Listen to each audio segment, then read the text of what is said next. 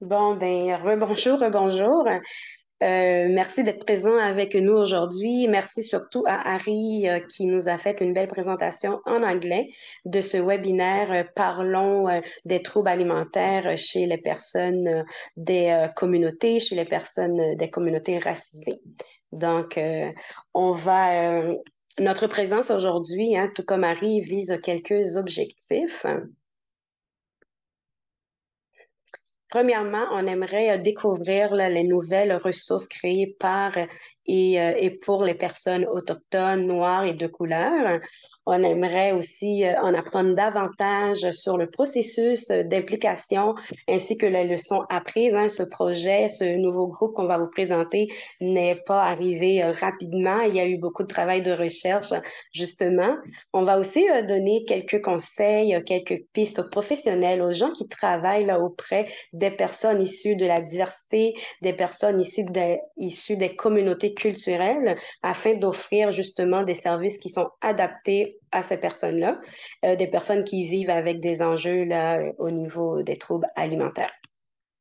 On aimerait aussi vous présenter le tout nouveau groupe de soutien disponible chez ANEBL en français. Donc, c'est un peu le menu aujourd'hui. Tout d'abord, hein, notre présence ici est vraiment grâce à NEDIC, à NEDICT, le Centre national des formations sur les troubles de l'alimentation. Je vais présenter un peu le travail de NEDICT qui est un peu semblable vraiment que chez ANEB. Donc, je vais passer avec vous là, la prochaine diapositive. Donc, le NEDICT, c'est le Centre national d'information sur les troubles de l'alimentation. En fait, le NEDICT offre plusieurs services, hein, de l'information, des ressources, des références et du soutien à toutes les personnes qui vivent, qui sont touchées par un trouble alimentaire au Canada. Je dois le dire aussi que les services de NEDIC sont en anglais, excusez-moi, sont en anglais. Donc, le NEDIC a plusieurs volets. Le volet, par exemple, des suivis individuels, une ligne d'écoute, une ligne d'assistance téléphonique qui est gratuit. Il y a même un service de chat en direct. Le NEDICT veut offrir là, un service, une assistance qui est immédiate, qui va vraiment venir en aide là, à la personne qui vit avec un trouble alimentaire. Ce service de NEDIC est accessible partout au Canada, je l'ai dit tout à l'heure, c'est gratuit. Et aussi, c'est important de le dire, NEDIC n'a pas besoin de référence, hein, n'a pas besoin d'un billet médical, n'a pas besoin d'un diagnostic. Donc, une personne qui admet elle-même vivre des difficultés au niveau alimentaire peut adhérer au service, peut demander de l'aide chez NEDIC. On va dire aussi, le NEDICT est aussi de l'éducation à la communauté, de l'éducation populaire. Alors, c'est des ateliers éducatifs en direct, disponibles en personne et même en virtuel. Ici, on parle d'un travail axé sur la prévention et l'intervention précoce qui vise vraiment à créer un environnement qui est inclusif pour tous les types de corps où la personne là, qui demande de l'aide va se sentir acceptée et respectée. Par ce service, NEDICT est aussi présent dans les écoles primaires et secondaires.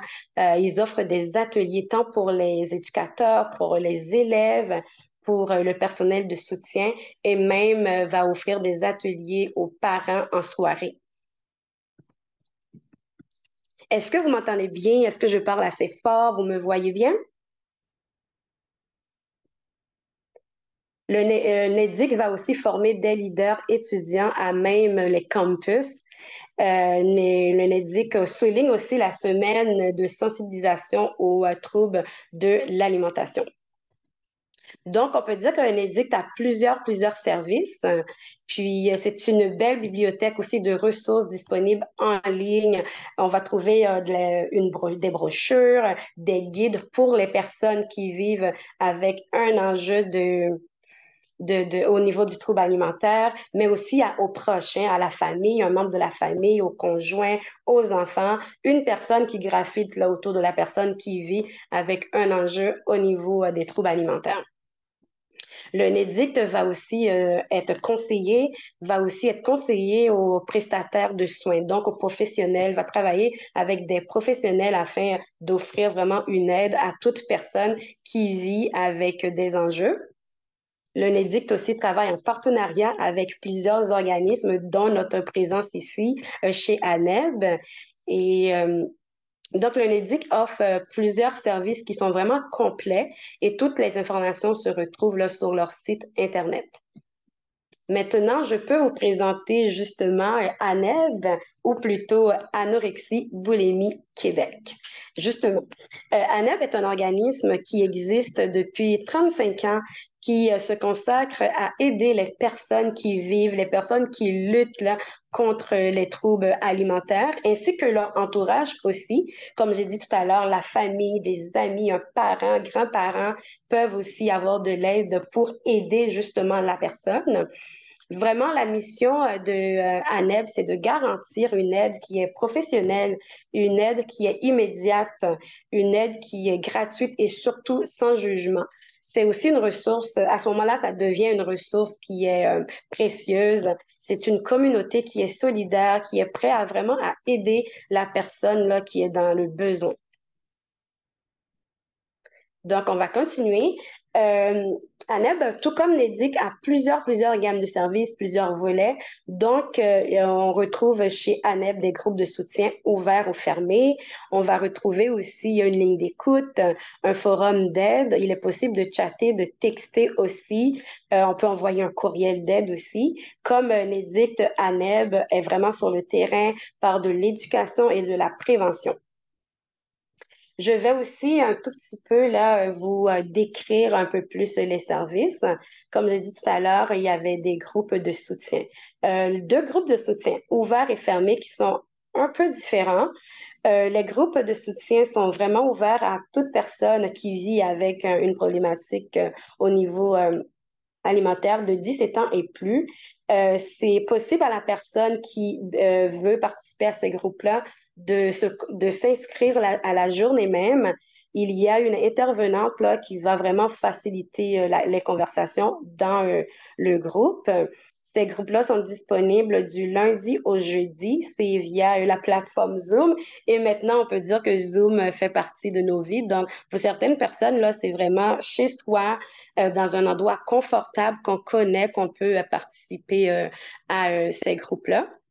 Il y a présentement aussi des groupes ouverts adressés aux proches. Adressés aux proches, puis les groupes ouverts sont totalement gratuits. Pour les groupes fermés, on essaye chez ANEB de créer un peu un environnement qui est sain, qui est chaleureux, sécuritaire. Pour cela, on demande aux gens là, de s'inscrire à la session.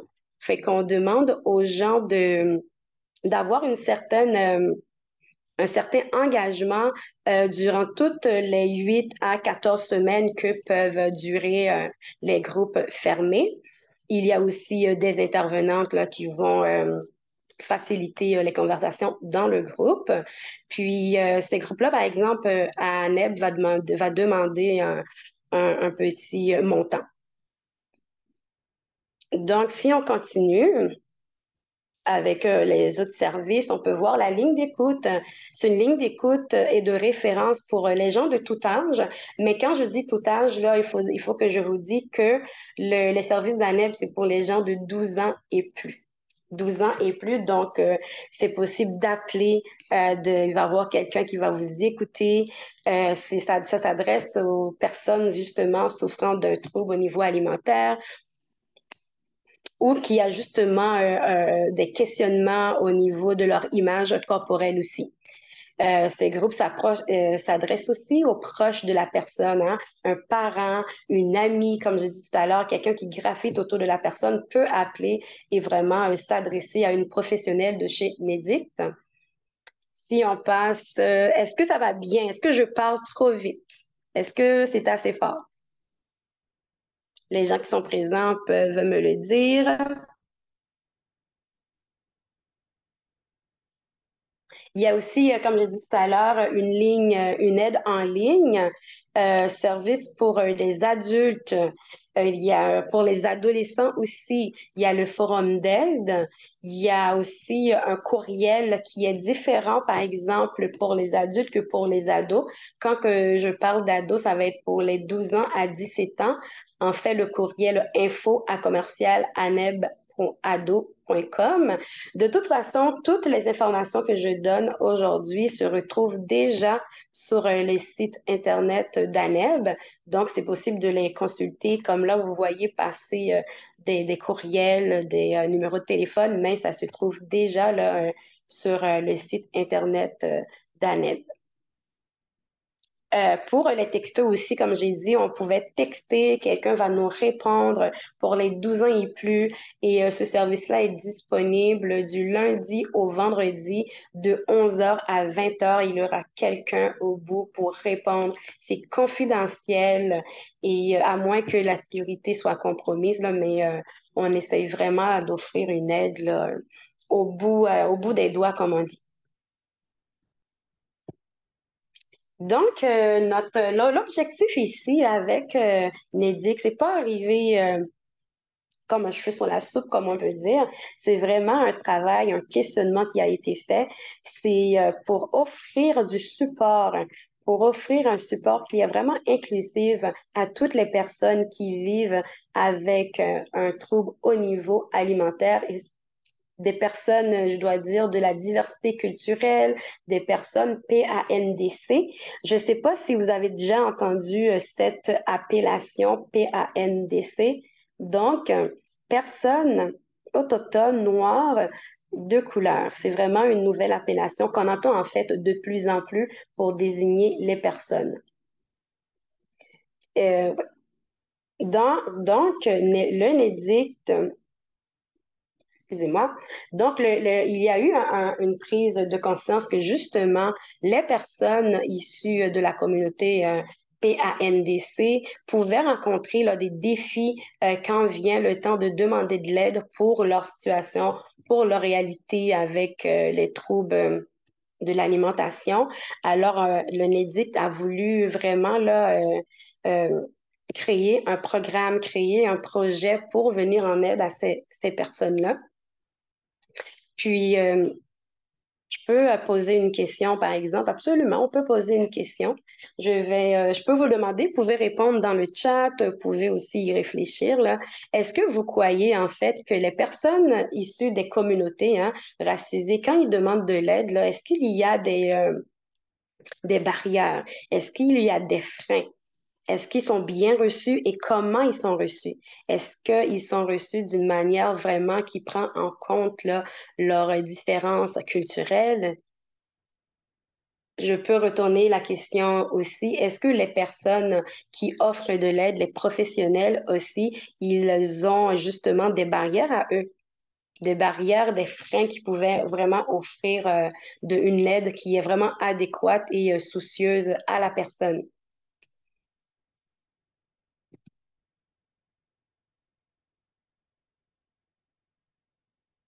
Donc, c'est avec vraiment toute cette prise de conscience-là que le NEDIC a pris l'initiative à créer là, des guides d'intervention pour les professionnels, hein, pour les gens qui travaillent auprès de personnes racisées souffrant des troubles alimentaires. Ils ont aussi créé des guides informatifs rédigés par et pour les personnes de plusieurs communautés, hein. C'est en fonction des spécificités, en fait, des caractéristiques culturelles. L'UNEDIC a été, en fait, très sensible aux influences, à la culture des personnes quand il vient le temps de les aider, là, avec les problématiques au niveau des troubles alimentaires. Présentement, il y a une version francophone qui est en développement, mais les services, toutes les feuillets d'information, en fait, sont disponibles en anglais sur le site Internet de Nedi. En fait, comme j'ai dit tout à l'heure, le projet, hein, la volonté de créer un groupe, la volonté de vraiment offrir une aide qui est culturellement adaptée n'est pas arrivé rapidement comme ça. C'est un travail de recherche là, qui a été fait par Nédict. On voit ici là, comment que ce projet-là a vraiment fait son bout de chemin et comment nous sommes arrivés justement à présenter là. Donc, on peut voir qu'il y a eu du recrutement hein, à travers même les communautés qu'on veut aider. Nédic a fait un travail auprès de ces personnes-là. Donc, plusieurs communautés ont pu être consulté et travailler avec un édicte. Ça, on peut voir que c'est à partir de juin-juillet 2022. Donc, ça fait déjà un peu plus d'un an. On peut voir aussi juillet où il y a eu des conversations, il y a eu une introduction, la prise de conscience, comment on aimerait aborder les enjeux au niveau des troubles alimentaires chez les personnes racisées, les constats qui ont été faits. On regarde aussi de la même année, juillet, où il y a eu des consultations. Donc, les gens se sont vraiment assis ensemble pour réfléchir à comment qu'on peut faire les choses. Puis, en décembre aussi, d'autres consultations. Puis, décembre et février 2023. Hein. Plus récemment, il y a eu vraiment là, une révision du contenu que justement que Nédic a produit là, pour présenter là, pour présenter par exemple le webinaire aujourd'hui, pour présenter les nouveaux services adressés aux personnes des communautés PANDC. On peut voir aussi Nédic a créé, hein, Nédic a créé quand même des informations à créer, là, à rajouter à sa bibliothèque qui était déjà existante, à rajouter beaucoup d'informations sur plusieurs communautés. On peut voir sur le Black Community, justement, pour les personnes autochtones, pour des personnes latines aussi. Donc, Nédic a intégrer là, dans sa bibliothèque des ressources pour les personnes qui veulent aller chercher de l'aide, mais aussi pour les professionnels là, qui veulent offrir de l'aide, des ressources là, qui tiennent compte des particularités de chaque groupe. Donc, je peux aussi puis pour sa part, Aneb aussi, comment Aneb a voulu impliquer les membres de la communauté? Qu'est-ce qu'on peut comprendre ici? Quand on veut aider des personnes d'une communauté, ben, il faut aller à la rencontre de cette communauté-là, à faire des recherches. Qui sont ces personnes-là? Hein? La culture, les définitions qu'ils donnent aux choses, les définitions, par exemple, en ce qui nous concerne, des troubles alimentaires, c'est quoi manger, comment manger. Il faut vraiment aller à la rencontre, être à l'écoute de ces personnes-là. Puis chez ANEB aussi, on peut voir un retour d'expérience de la communauté. Ça veut dire aussi élément clé dans le développement d'un service. Euh, on peut voir avec ANEB aussi, le travail avec un consultant a été fait. Hein, un consultant, là, une personne qui est formée, une personne qui a des connaissances au niveau des troubles alimentaires. Puis on peut voir le ANEB aussi a constaté, on va dire, qu'il y a des obstacles, il y a un manque d'engagement qui s'explique par plusieurs raisons. Puis exactement qu'est-ce que je viens de dire, ANEB, comme Nédic a été sensible, on veut créer un, un soutien, on veut offrir un soutien aux membres des communautés, mais il faut les impliquer dans le projet. Est-ce que ça va toujours bien? Je parle assez fort? On me voit bien aussi. Puis les leçons tirées de l'engagement communautaire, hein. En fait, il n'existe pas de modèle qui est déjà toute faite, une recette qu'on peut appliquer, un modèle copier-coller qui va favoriser un engagement favorable et authentique là, à une communauté. Mais cependant, il y a vraiment des leçons apprises, hein. Euh, des leçons apprises que Nédic nous a partagées, mais du côté de ANEB aussi, là, on retient certains éléments. Euh, Lorsqu'on fait là, un travail auprès des personnes, pour les personnes en fait PANDC, comment intégrer les membres de l'équipe? Hein? Il y a des considérations à prendre en compte. Les questionner constamment sur leurs forces. Hein? Ce sont des gens qui ont déjà une expérience, qui ont des choses à dire, qui peuvent amener le projet à bon port. Il faut les consulter, leur demander comme ANEB nous conseille, là, quelles sont leurs forces? Qu'est-ce qu'on peut retenir d'eux? Comment on peut les utiliser pour vraiment créer le projet? Puis, c'est pas qu'une fois hein, qu'on va prendre, qu'on va sonder ces personnes-là, qu'on va les solliciter, qu'on va leur demander comment ils vont à travers le projet. C'est des questions là, qu'on peut poser là, tout au long là, du projet, tout au long de la démarche. Aneb aussi avait des conseils, là. C'était un de nos objectifs au début, comme je l'ai dit tout à l'heure, c'est de donner des conseils aux prestataires de soins. Ça veut dire, c'est de donner des conseils aux professionnels, aux gens là qui répondent à la demande d'aide de la personne qui vit avec un enjeu là, au niveau des troubles de l'alimentation. Aneb nous dit, il faut vraiment prendre du recul, hein. Il faut vraiment valider, s'informer, faire attention à des mythes, à des idées reçues. Euh, Aneb nous dit, là, se questionner nous-mêmes, c'est quoi un trouble de l'alimentation? Qu'est-ce que ça signifie la santé? Qu'est-ce que ça signifie pour la personne, le rétablissement?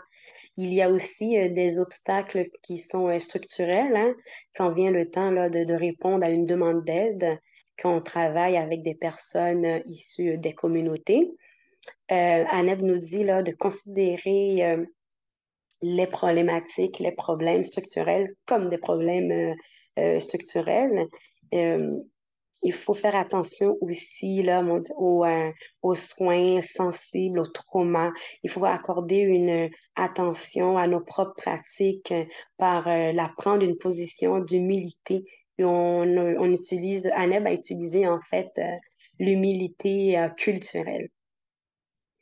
Donc, en plus de ces ressources spécifiques à la communauté, euh, nous avons partagé avec les personnes. Juste un instant, parfait. En plus d'avoir offert des ressources, Aneb tenait vraiment à s'entourer de ressources de personnes multidisciplinaires, aborder des approches philosophiques qui sont vraiment plus larges, qui sont vraiment plus larges. Donc, il y a deux principes qui ont été retenus. Il y a deux principes que Nédicte a retenus, en fait. Le premier principe, c'est la sensibilité au trauma. Qu'est-ce que ça veut dire la sensibilité au trauma? Euh, Nédic nous donne là quelques recommandations justement. Donc, Nédic nous dit de faire du traumatisme historique ou racial un sujet de conversation dans le traitement, hein, qu'on vient en aide à la personne, hein, de vraiment parler, de prendre en compte qu'est-ce qui s'est passé dans la vie, de prendre en compte des faits de l'expérience de la personne. Quelques exemples, par exemple, demandez à la personne qu'est-ce qui vous est arrivé? Comment pouvons-nous en parler? On peut demander à la personne de prendre en compte aussi des questions sur l'identité sociale, par exemple, le sexe de la personne, la culture, la race. Il faut avoir un formulaire d'admission. Donner aussi aux patients l'heure juste, hein, les services offerts. Donner aux patients la possibilité d'honorer cette intersection. On pourrait vraiment les mettre en confiance là, qu'on va respecter leur identité de genre, de sexe, de race. Euh, L'UNEDIC nous dit aussi qu'il faut comprendre les impacts intergénérationnels qui sont en jeu. Par cela, il nous sensibilise à découvrir à quoi pourrait ressembler l'établissement, les limites, comment centrer le sentiment de respect, d'équité du client, comment en fait installer là une certaine respect que le client, que la personne qu'on vient en aide soit confortable. Euh, on mentionne ici justement de demander à quoi ressemble un résultat positif dans cette situation-là. Ou encore, selon vous, semble-t-il, est-ce que cela semble juste? Est-ce qu'on a bien compris? Est-ce que cela semble juste pour l'autre personne aussi? Quand on vient de me demander de l'aide, les personnes arrivent avec une certaine expérience, mais c'est aussi d'accepter leur rythme, les questionner. Donc, un dernier ici que Nédic nous dit, c'est qualifier les problèmes, je l'avais dit un peu tout à l'heure, mais structurels comme problèmes structurels. Pour mieux comprendre, là, je peux donner quelques exemple de qu'est-ce qu'il faut faire. Donc, c'est nommer les facteurs environnementaux potentiels, demander à votre client comment il perçoit les influences de ces facteurs sur sa vie, discuter de ce qui est responsable et de ce qui peut être libérateur pour un client. Qu'est-ce qui peut aussi perturber le récit, les hontes, les auto-accusations. Donc ici, là, c'est de faire attention. Les personnes ont un vécu, puis un édicte nous donne là, plusieurs pistes pour respecter ce vécu-là, puis toujours pour être en accord que les clients comprennent l'aide offerte. Il y a un autre concept qu'a retenu un édicte, c'est la position de l'humilité culturelle. Hein. C'est nous, ben, la personne en tant qu'aidée, hein, qui fait partie du groupe majoritaire, c'est comment prendre en compte justement ses propres valeurs, qu'est-ce qui est normalisé, qu'est-ce qui est normal pour nous, c'est de se questionner de qu'est-ce qu'on comprend de la situation versus qu'est-ce qu'on comprend de la situation de la personne. L'édicte nous conseille en fait de travailler pour comprendre la dynamique du pouvoir et ce que ça signifie de redonner le pouvoir à votre client. C'est quoi ça veut dire redonner le pouvoir à son client? Donc, comme exemple, l'EDIC nous dit, lorsque votre premier rendez-vous, on peut informer le client de ses droits, hein, ouvertement, lui mettre la table, à quoi s'attendre, qu'est-ce que il est possible pour lui de faire, d'accepter. C'est aussi parler de votre sens des responsabilités, hein, définir les rôles, montrer au client que vous comprenez que certaines caractéristiques, dont la race, la culture, ne sont pas monoclites, hein, que vous êtes ouvert à venir en aide à une personne et ce, peu importe sa communauté. Nédicte nous dit aussi d'explorer des connaissances culturelles. Hein. Il faut aller chercher les différentes cultures, explorer la connaissance culturelle qui peuvent être utilisées pour développer des récits de guérison.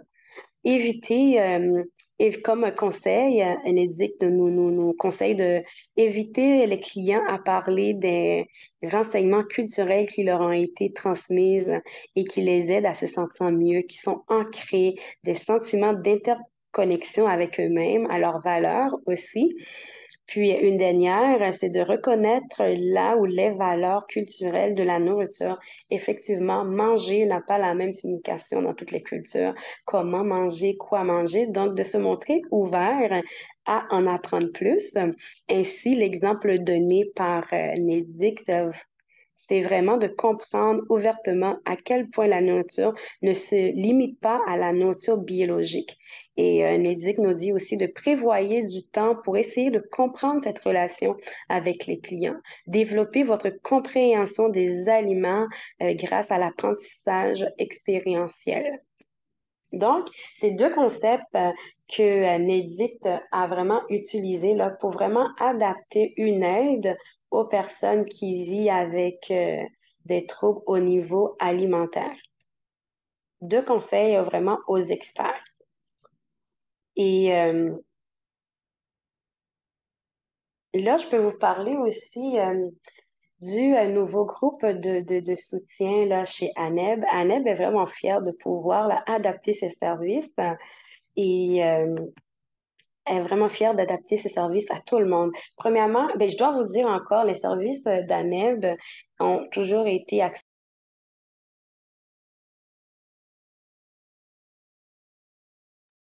Magda, tu es en mute. Magda, Magda, tu arrives à m'entendre? À toute personne d'une communauté PAS. Magda, tu étais Oui, en mute. Est-ce que tu peux reprendre? OK. Merci. OK. Donc, Aleb est vraiment fière d'offrir là, un tout nouveau groupe de soutien aux personnes des communautés PANDC. Donc, un groupe de soutien ouvert aux personnes issues de la diversité culturelle. Un groupe pour les personnes autochtones, noires et de couleur qui vivent là avec un trouble au niveau alimentaire. Ce groupe va être disponible dès cet automne. Bon, on est déjà l'automne. Ce groupe va être disponible dès le 10 octobre, les mardis entre 19h et 21h. C'est via Zoom. C'est un groupe aussi gratuit et confidentiel. Les inscriptions sont déjà ouvertes. Il est possible de s'inscrire encore. Il y a une belle réponse quand même, comme on me disait, il y a une belle réponse. Donc, ça veut dire que c'était un projet qui était attendu. Il y avait un besoin. Hein? Les gens issus des communautés, vraiment, là, ils ont bien accueilli le nouveau service d'ANEB. Puis, comme j'ai dit, ça va être un groupe le mardi entre 19h et 21h, donc pendant 2 heures de temps. C'est animé par une intervenante qui a été formée par ANEB aussi. Il va avoir plusieurs termes. Hein. C'est pendant 8 semaines. Par exemple, une première rencontre informative, hein, c'est une prise de contact. On va aborder aussi la culture et les comportements alimentaires. Comme je l'ai dit tout à l'heure, manger, être à table n'a pas la même signification là, dans toutes les cultures. Il peut y avoir des différences. Donc, de partager entre les participants et participantes vont être invités à partager pour eux dans leur culture, là, donner des définitions. Il va y avoir aussi une rencontre sur les relations interpersonnelles, sur la famille, justement, les relations que les gens entretiennent là, avec des membres de leur entourage. On va aborder aussi le racisme internalisé et le rôle de la culture. On va aussi regarder le développement de l'identité individuelle et aussi le stress et l'anxiété. Hein, quand on vit avec des enjeux au niveau alimentaire, c'est une situation qui peut être assez anxiogène, stressante pour les personnes. Puis aussi, une rencontre qui va vraiment s'attarder sur le self-care, c'est prendre soin de soi. On peut parler aussi de l'autonomie affective, prendre soin de toi, soi à travers les difficultés. Puis la dernière rencontre, ça va être une rencontre de bilan des apprentissages. Qu'est-ce que les participantes retiennent là, à travers ces rencontres-là, ces 8 semaines. Donc, comme j'ai dit tout à l'heure, c'est vraiment, il y a eu une belle réponse. Plusieurs personnes sont quand même inscrites. ANEB est ouvert là, à tenir une liste d'attente, mais il est possible là, d'aller sur le site Internet d'ANEB et aussi les réseaux sociaux d'ANEB pour s'inscrire. Puis, je le répète encore, toutes les informations qu'on a données, que j'ai données sur les groupes, sur les services d'ANEB sont disponibles là, à anebquebec.com. Puis aussi, il y a différents liens là, qui vont diriger vers les services pour les 12-17 ans. Par exemple, pour les courriels d'aide, pour adultes et pour les adolescents, ça va être un courriel qui est différent, mais sur le site général ANEB Québec, il y a des liens qui renvoient là, aux différents services, là, aux différentes formes d'aide là, qu'ANEB offre. Donc, voilà. Je ne sais pas s'il y a des questions. J'ai vu qu'avec Harry tout à l'heure, il y avait des gens qui étaient dans le chat. Je ne sais pas si il se passe la même chose ici.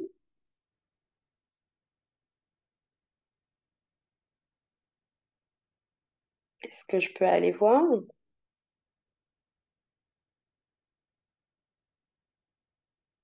Donc, est-ce que je peux aller voir?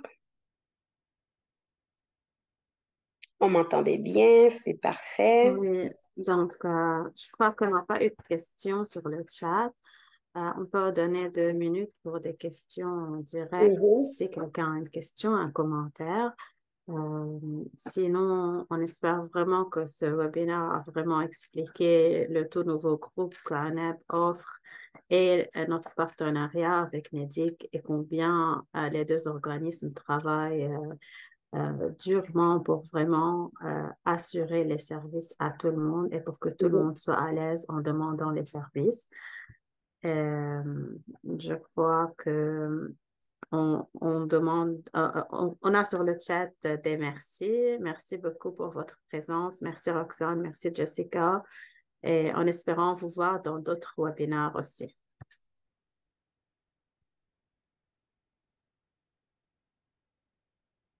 Merci José.